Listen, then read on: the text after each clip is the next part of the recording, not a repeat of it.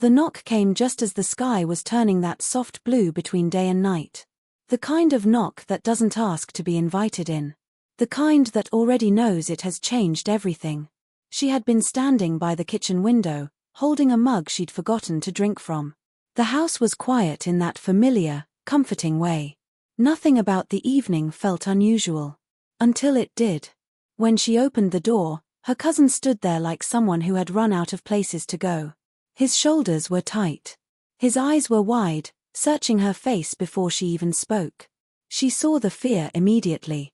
Not loud fear. Not panic. But the kind that settles deep and refuses to leave. "Hey," she said softly, stepping aside without thinking. He hesitated for half a second, then crossed the threshold like the house itself was safe ground. They had grown up together. Summer holidays. Shared secrets. Late nights whispering about futures that felt endless back then. He was the steady one. The calm voice in every family storm. Seeing him like this made her chest tighten. He didn't take off his jacket. Didn't sit down right away. Just stood in the living room, hands clasped together, eyes darting toward the windows. "Do you want some tea?" she asked. It was the first normal thing she could think of. He nodded, but his gaze stayed distant. As if his body was here, but his mind was somewhere else entirely. She moved slowly, giving him space. Letting the kettle fill the silence. Letting the familiar sounds remind both of them where they were. When she handed him the cup, their fingers brushed. His hand was cold.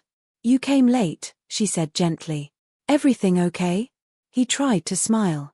It didn't quite make it to his eyes. "I didn't know where else to go," he said. His voice was steady, but something underneath it wasn't. She sat across from him, leaning forward just a little. "The way you do when you're ready to listen. When you already know the truth won't be small." Outside, a car passed by. He flinched. Her heart skipped. That wasn't like him at all. "You're safe here," she said without thinking. The words came from instinct, not logic. He looked at her then. Really looked. And for a moment, his guard slipped. Fear filled his eyes. Fear mixed with regret. Fear tangled with something that looked a lot like guilt. "I messed up," he said quietly. Not dramatic. Not rushed. Just honest. She didn't interrupt. Didn't rush to reassure him.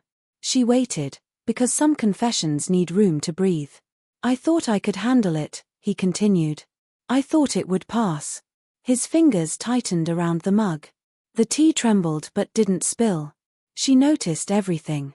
The way his foot tapped the floor. The way he avoided her gaze when he said certain words. "Whatever it is," she said, "we'll figure it out." He shook his head slowly. "That's what scares me." Silence settled between them again. Not uncomfortable. Heavy. Memories flickered through her mind. The cousin who once taught her how to ride a bike. The boy who stood up for her when no one else did. Something had changed him, and she could feel it pressing against the room. He finally sat down, shoulders slumping as if the fight had gone out of him.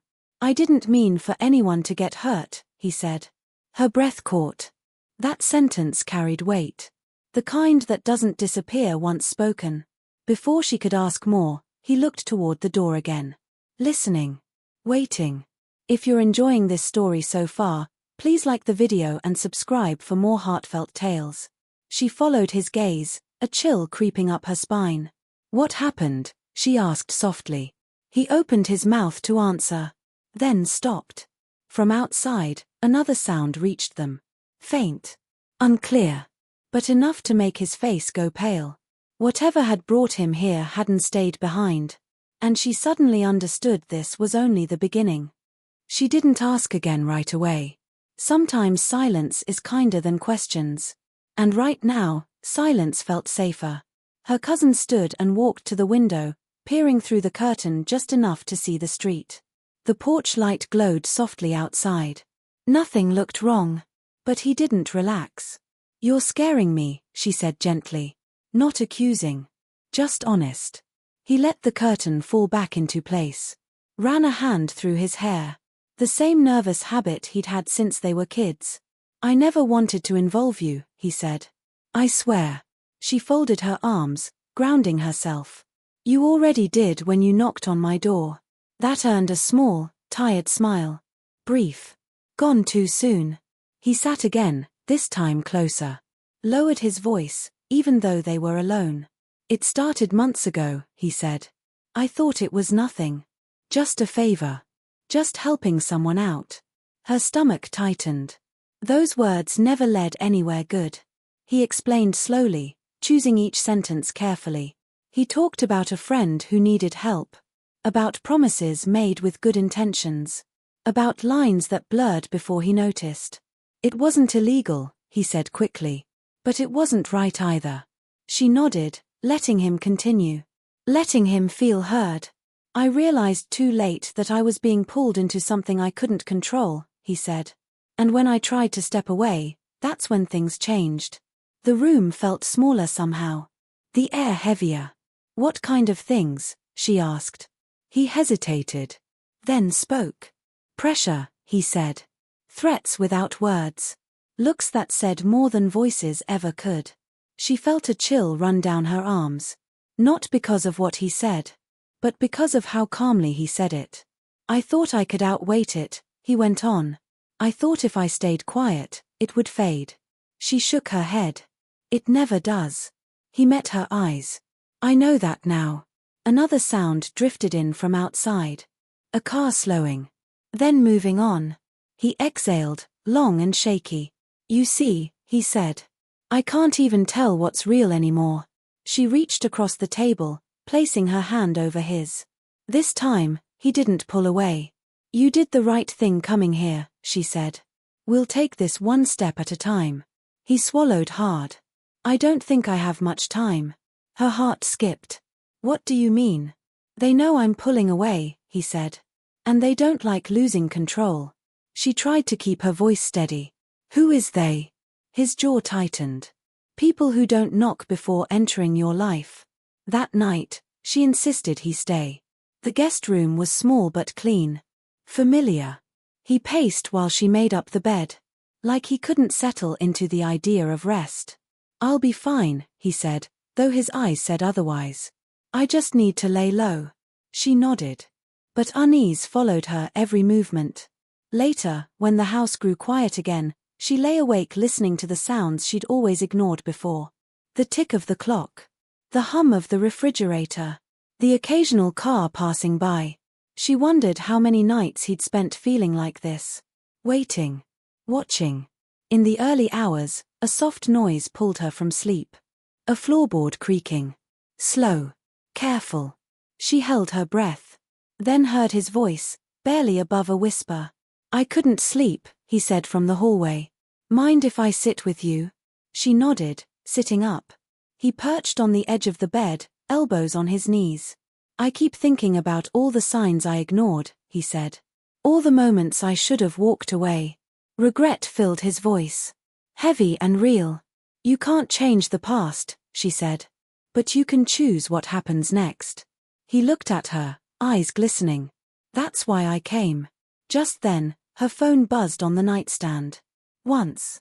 Then again. She glanced at the screen. An unknown number.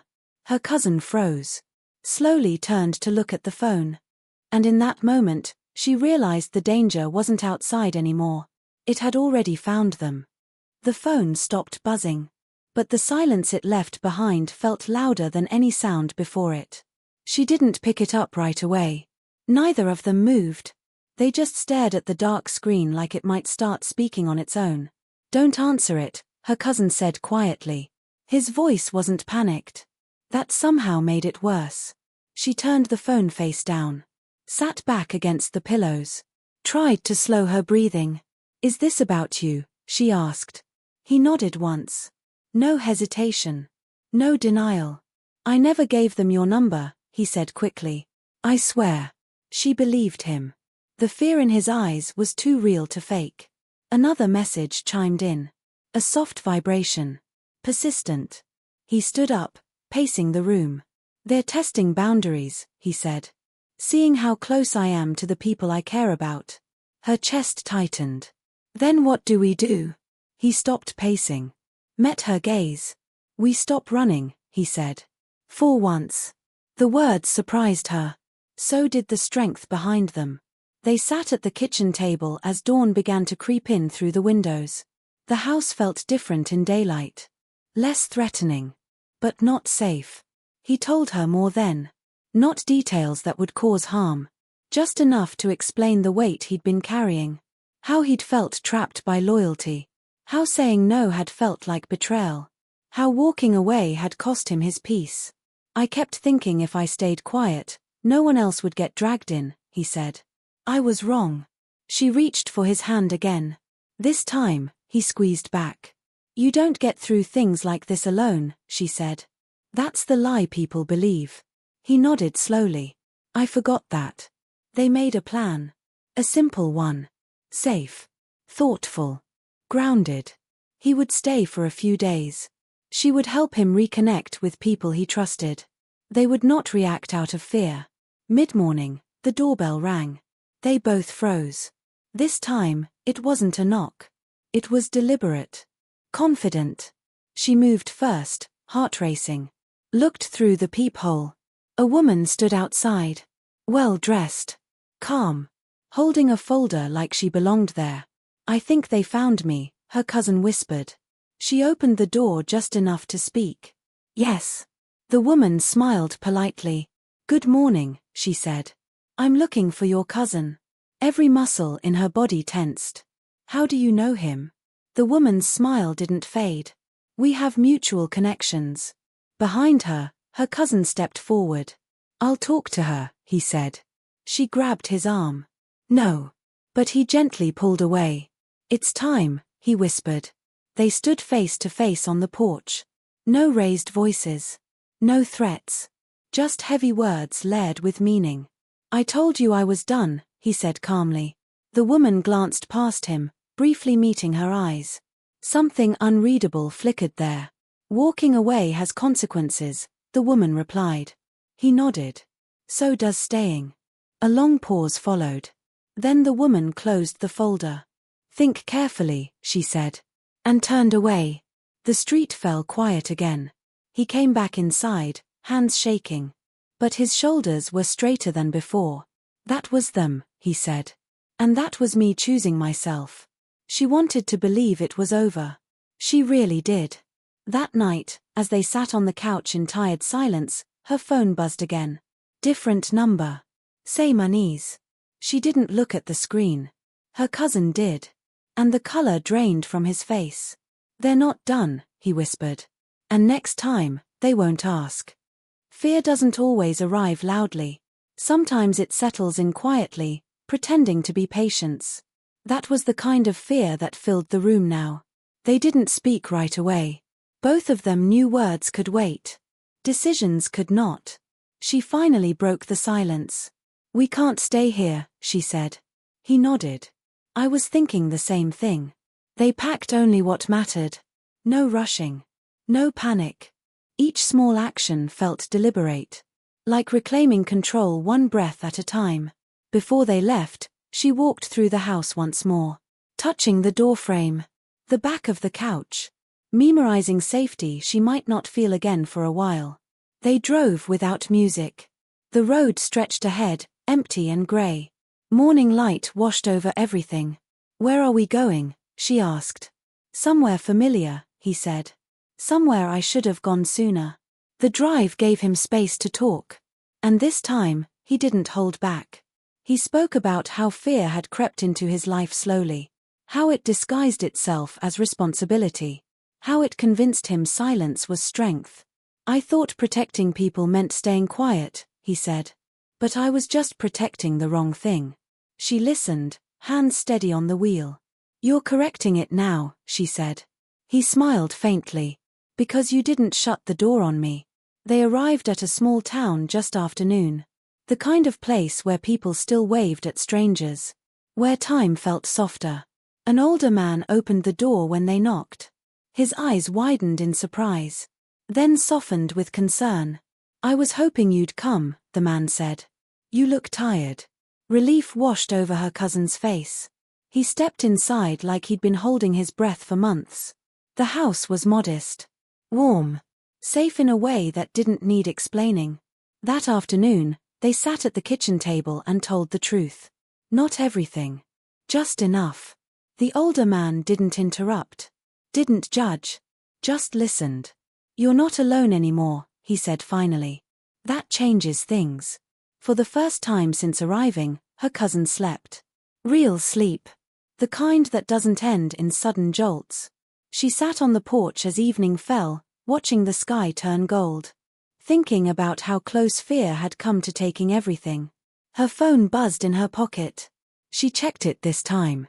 No messages. Just silence. That should have felt comforting. Instead, it felt like waiting. Later that night, her cousin joined her outside. He looked different. Still tired. But lighter. "I don't want to keep running," he said. "I want to finish this the right way." She studied his face.